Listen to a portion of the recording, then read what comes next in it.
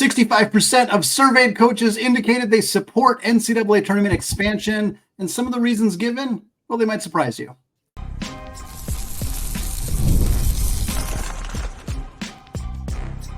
You are Locked On College Basketball, part of the Locked On Podcast Network. Your team every day. What's up, folks? Happy Friday. Happy end of August. It's almost September. Wow. It's the start of college football season. The main thing that means, folks, is that it is closer to the start of college basketball season. Folks, welcome into the Locked On College Basketball Podcast, a daily national college hoop show, part of the Locked On Podcast Network, your team every day. We are your co-hosts. I'm Andy Patton. He is Isaac Shade, and you are joining us at the place to get your college basketball content. Doesn't matter that college football has started. We are still talking college hoops on this show 5 days per week. Want to give a special shout out to our everyday listeners, those of you hanging out with us all 5 days a week, especially those of you who are hanging out with us in our Discord channel. If you haven't joined yet, it is free. There's a link in the show notes. You can come hang out with us talking college hoops all the time. Today's episode of Locked On College Basketball is brought to you by 5-Hour Energy. 5-Hour Energy fixes tired fast. With zero sugar and a convenient portable size, it's the perfect pick-me-up for getting stuff done. Go to 5hourenergy.com and use promo code LOCKEDONCFB to receive 20% off your order. This order is only valid until September 30th on one order and cannot be used with other promotions. Go to 5hourenergy.com today. All right, Isaac, we are wrapping up the CBS Candid Coaches Series. Phenomenal job by Gary Parrish and Matt Norlander, asking hundreds of different coaches a variety of questions. Today, they reported about their question about NCAA tournament expansion. So we're going to talk about the pros of expanding the NCAA tournament, the cons of expanding the tournament, what the coaches said, their opinions on the matter. We're going to wrap up the show talking about an intriguing potential matchup between Gonzaga and Baylor to start the season and the location, which is a bit of a surprise. We're going to talk about that and some other ranked-on-ranked matchups that we might see in the first week of the season. All right, Isaac, let's start this conversation here again.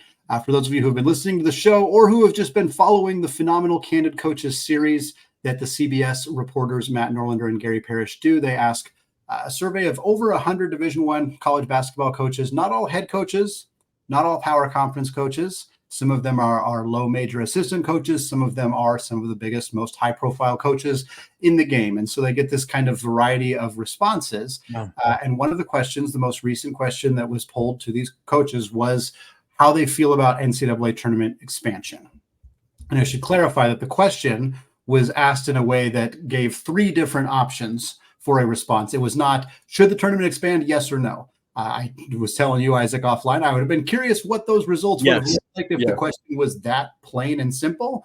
But the way that the question was phrased to the coaches was, quote, should the NCAA tournament stay at 68 or expand to 72 or expand to 76? So giving the coaches 3 different options, 2 of which are expansion related and 1 which is just staying at the current 68 team field. The results, I'm going to say the percentages. Isaac, I'm going to toss it over to you to talk about how you feel about these results. 38% of the coaches polled said expand to 76, the maximum amount of expansion offered in this question. 35% of the coaches said to stay at 68, and then 27% said expand to 72. So very even amongst the 3 different results. Obviously, in total, 65% said to expand, 35% said to stay. But Isaac, what stood out to you when looking at the results here on this survey? What stood out to me, and well, just how wildly balanced it is between these 3 options and amongst all these coaches at all levels. One of the things I had said to you before we started recording, I wish we could get a little deeper onto the breakdown of, how many, I don't, because anonymity is a big part of this, and I love that, but I would like to see the breakdown of how many coaches at what levels of college basketball chose each of these to see if there's any variance in that. That would have been really interesting to me. But that said, Andy, outside of the balance of it, I would not have guessed in any way that 76 not only would have been the highest of the 2 expansion options, but was highest period. That took me by surprise, Andy. Yeah. I would have guessed, because not that I wouldn't thought any coaches wanted to expand, just I didn't think as many would want it and would want this much. And so that was really shocking to me. But so that's my first takeaway, Andy. And I know we're going to talk more expansion in the second segment. So what we want to do here, folks, is get into talking about the pros and cons of staying at 68, which got, again, 35% of the, I mean, this is so crazily balanced. And so obviously we have some quotes from coaches in the series, and we can respond to some of those. But also, you and I are both on record as being anti-expansion. And I don't think either of our stances have changed on that. But I think we are well versed enough and can see the shoe on both sides of the foot enough to be able to make these arguments on both sides of it. So, Andy, as you think about what some of the coaches said about staying at 68, did any of them specifically resonate with you? Yeah, a little bit. I mean, I think that the main argument for staying at 68 is the fact that the bubble already feels fairly weak right now. Like there's not a lot of, in my opinion, and in the opinion of many who follow the sport, who cover the sport, or who are just fans, that there's not a lot of like teams that really should have gotten in the field that aren't getting in. Like we're in a spot right now where if you're not making the field, you're probably not a particularly good team. And for me, and I think there's a much larger conversation that could be had and that maybe will be had about the fact that I think there are potentially deserving teams getting left out of the field, but they're not even being considered because they're mid-major teams who won 22 games, but finished fifth in the WCC or finished fourth in the A10 or whatever, and they're not getting that consideration. And so expansion, to me, the concern is that you're just adding more teams that finished right at 500 in conference play.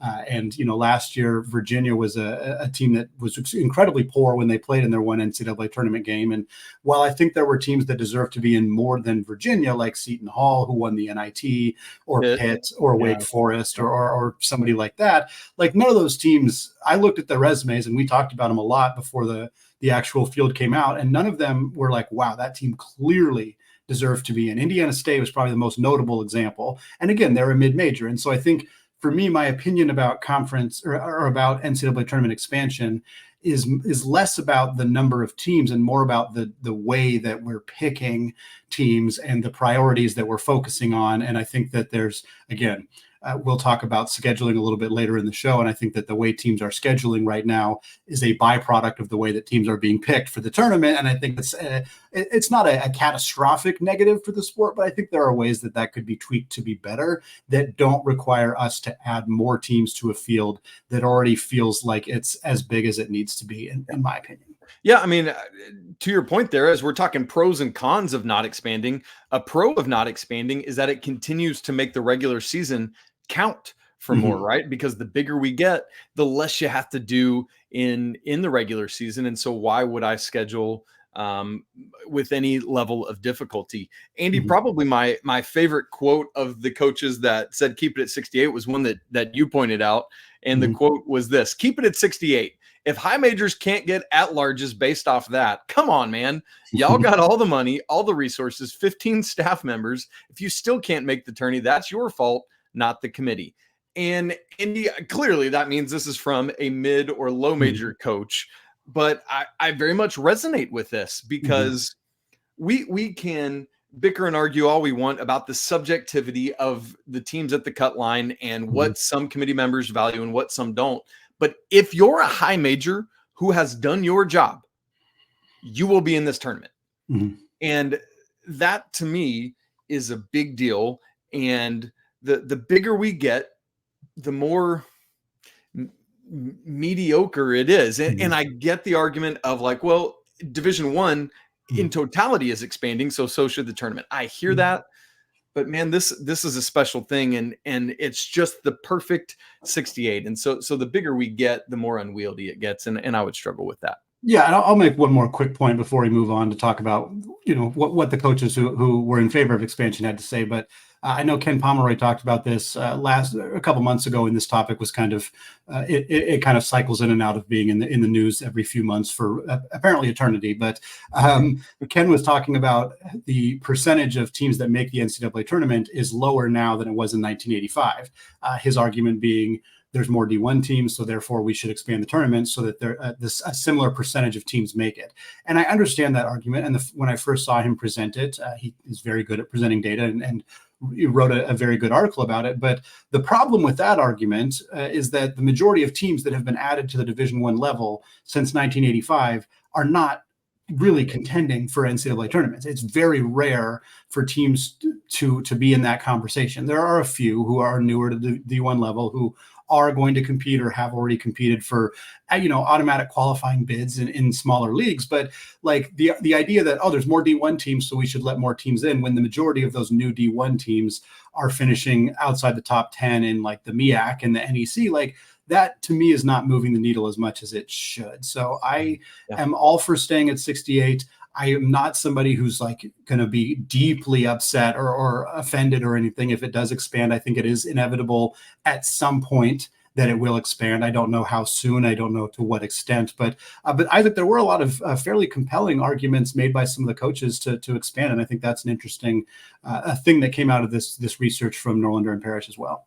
Yeah, we're going to take a look at it because, Andy, you and I have not hidden our feelings on NCAA tournament expansion, but with all of those, we want to get into those. We want to talk about them. We want to make sure to give them good voice of what's going on here. So, Andy, we're going to do that coming up in just a second.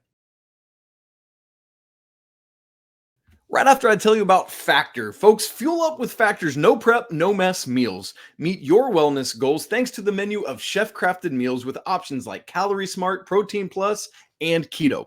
Factor's fresh, never frozen meals are dietitian approved and ready to eat in just 2 minutes. So no matter how busy you are, you'll always have time to enjoy nutritious, great tasting meals. So why not make today the day that you kickstart a new healthy routine? What are you waiting for? You know what? With 35 different meals and more than 60 add-ons to choose from every week, you're always going to have new flavors to explore.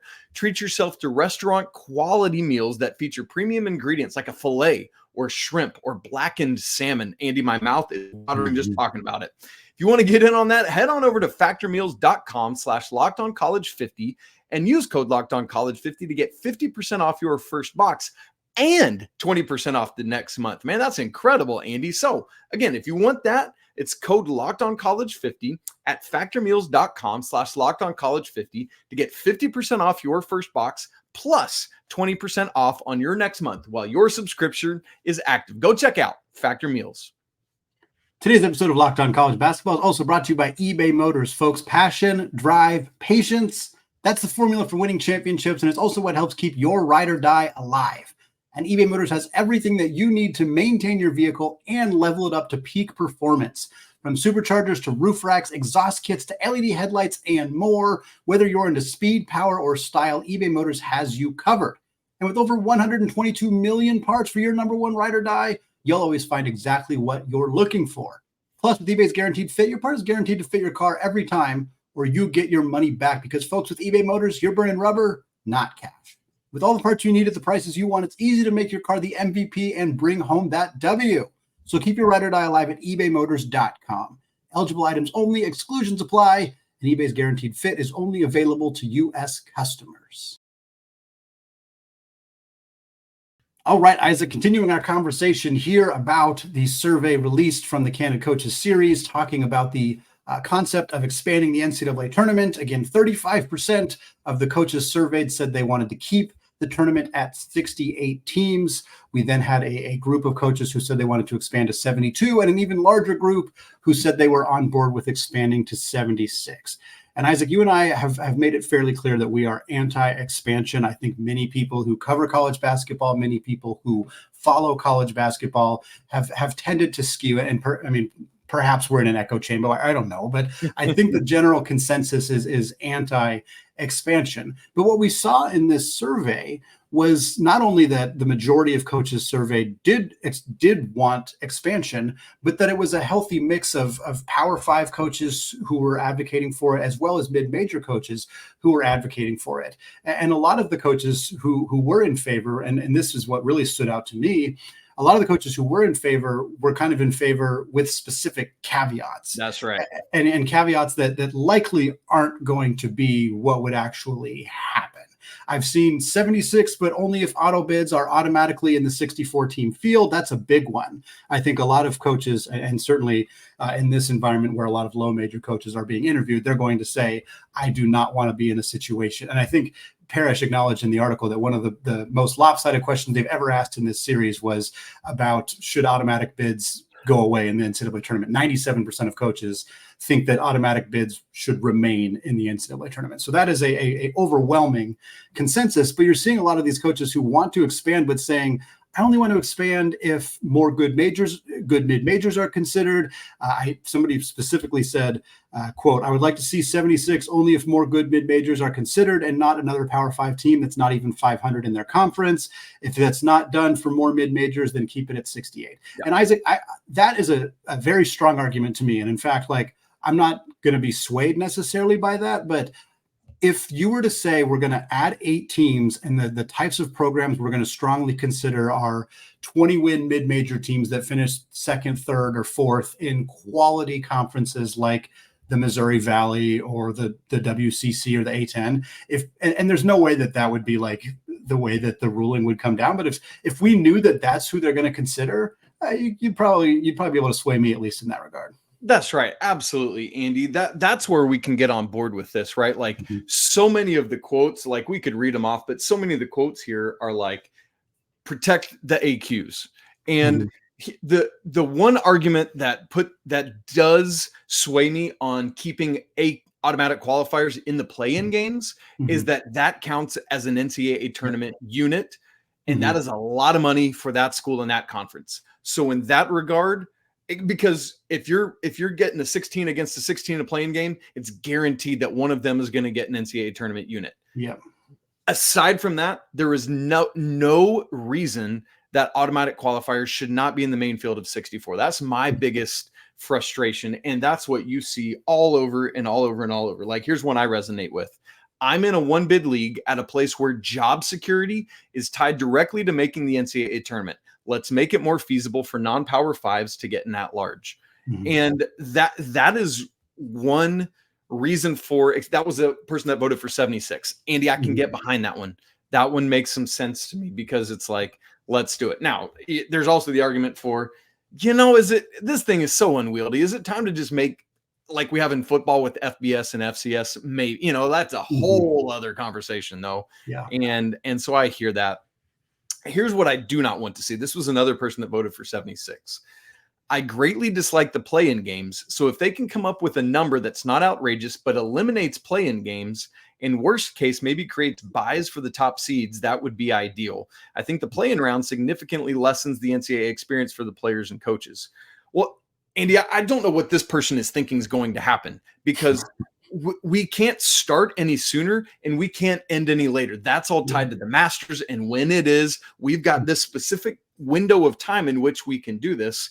Yeah. And if you're going to expand, like we already are like so tight, like you can't do any more rounds. And doing something with buys, I cannot do that. Right. Like that's when it was like somewhere in between 32 and 64, where it was like, we had played the first like top 16 teams or something didn't have no. We're not doing that. We're stuck with the playing games. I think that's what it's going to be. Now, something I could see if you want to expand to 76, Andy, here, if you could do like some sort of minor play-in tournament on Monday, Tuesday, or Tuesday, Wednesday, I don't know, just something like that. But no, we're not doing buys. Get out of here with that. Yeah, I'm with you on that. I agree. And I think I'm going to go back to the point I was making a little bit earlier and try not to hop on my soapbox for too long about it. But to me, one of the issues and the reason that I've been anti-expansion is that is the same reason that many people are like, I don't want more not very good high major programs in the tournament. I don't want, I don't think that I'm not clamoring for last year's Pitt team to be in the NCAA tournament or last year's Wake Forest team or St. John's or teams that got left out. Like, would they have been better than like Virginia? Probably. But I'd advocate for Indiana State and teams like that. And I think unless the committee finds a way to make a better argument to get those teams in, and the problem, and again, this is a bigger topic for another time, but the problem is that those teams are struggling to schedule the kind of teams in the non-conference that they need to be able to schedule in order to put together a resume that stands out. If you're a Santa Clara or St. Louis when they're having a good year, like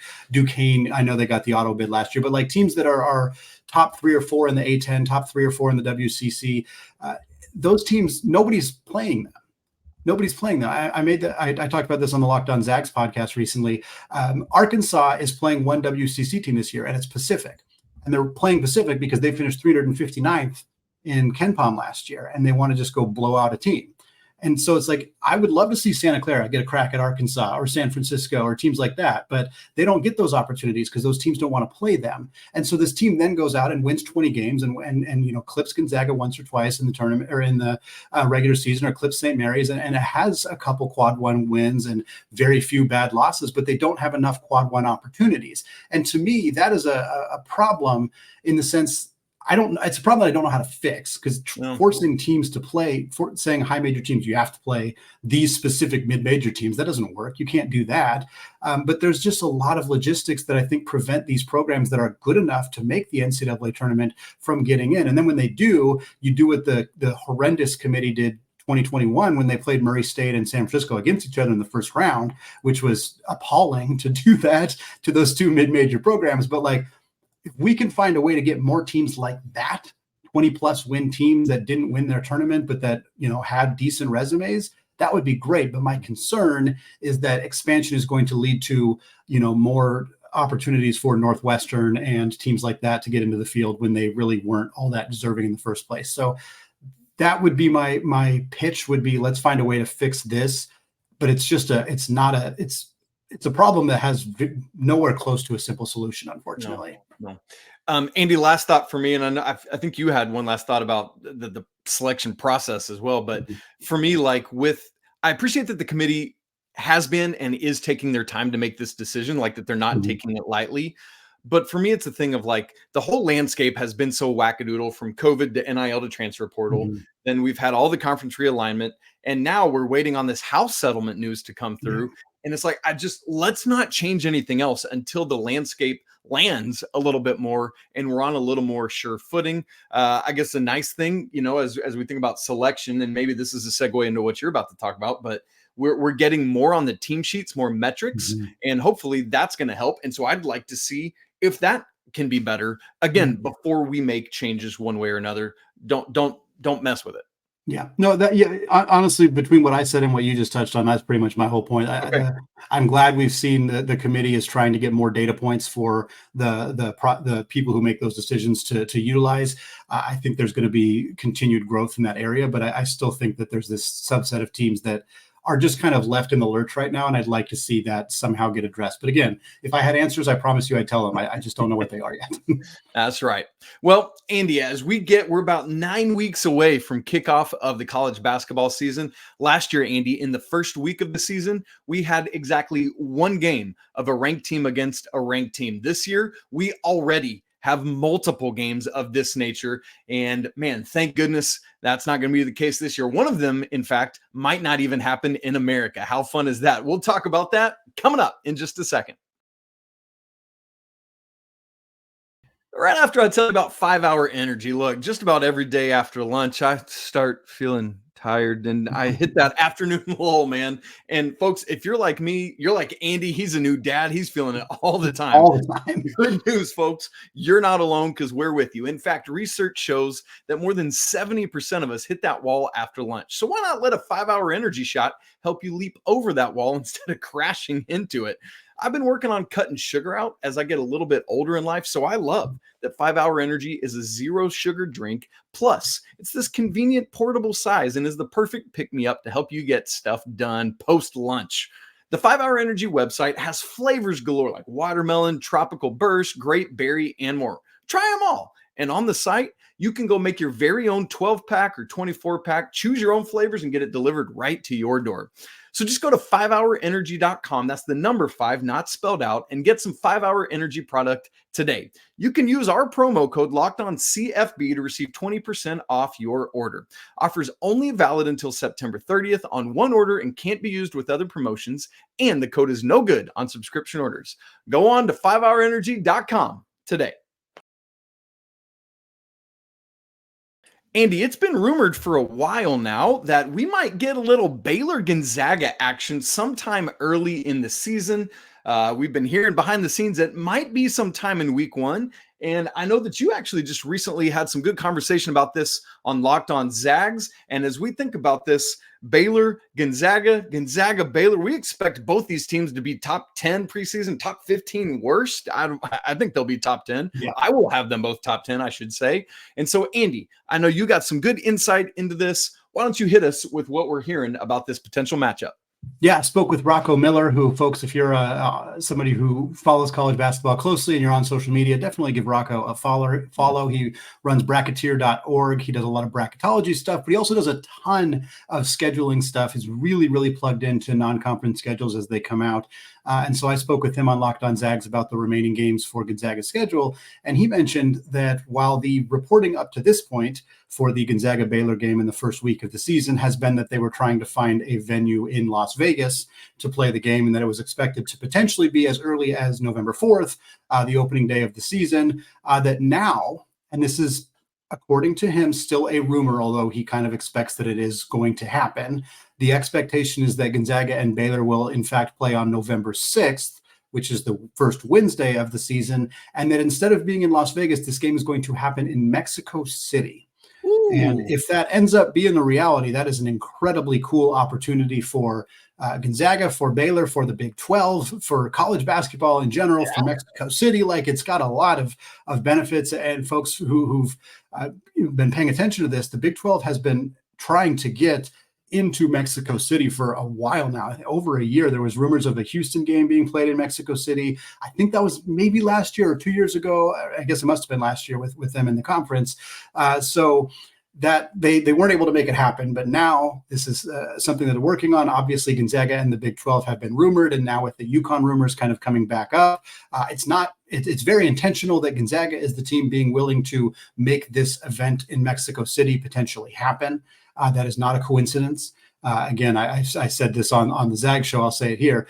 Gonzaga doesn't need to convince Brett Yormark that they want to be in the Big 12. He is fully on board with them being members of the Big 12. But the fact that this is a big initiative conference-wide and that Gonzaga is helping to try to make that a reality again, assuming this comes together, is not unintentional. It's very specific. It's very planned.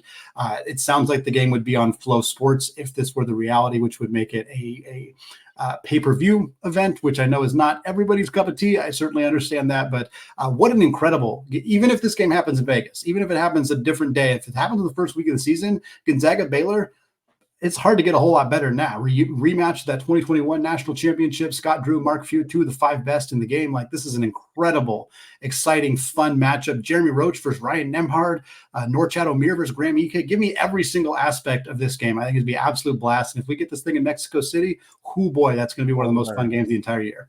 That's right. And Andy, we want to even go big picture with this thing because, as I mentioned earlier, last year in week 1 of the season, we had only one ranked matchup. That was number 12 Arizona at number 2 Duke, with Arizona actually going and winning that game. That was a great game. Oh my gosh, what a great game. That was Friday of opening week. Mm-hmm. This year, Andy, obviously we don't have the preseason rankings out yet, but assuming we get this Gonzaga Baylor matchup, those are going to definitely be ranked and should be top 10, top 15, as we've already said. On opening day, we're going to get Ohio State, Texas in Las Vegas, interestingly enough. I think those are both fringe top 25 teams. I don't know, just because Ohio State wasn't good last year, they bring a lot in. We'll see. But then on Friday of that week, November 8th, we get North Carolina at Kansas. 2 more teams that are going to be, Kansas will either be 1 or 2 preseason. North Carolina is a little harder to peg down, but again, another top 15 team. We're going to get Auburn and Houston the next day on November 9th in Houston. Andy, 2 more teams that should be top 10, top 15. Also that same night, Tennessee at Louisville, true road game. Andy, Louisville's not going to be ranked, but I think they will be ranked at some point this season. I think they have enough talent.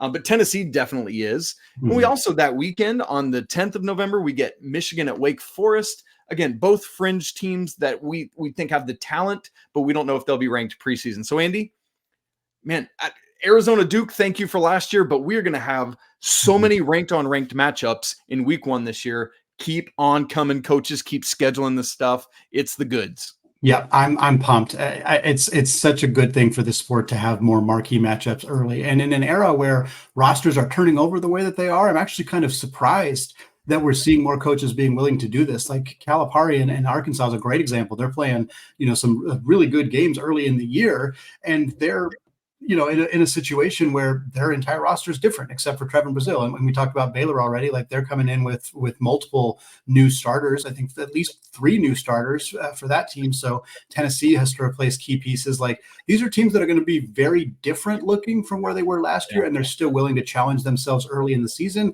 And to me, that's a really good thing for this sport, and I hope to see that trend continue.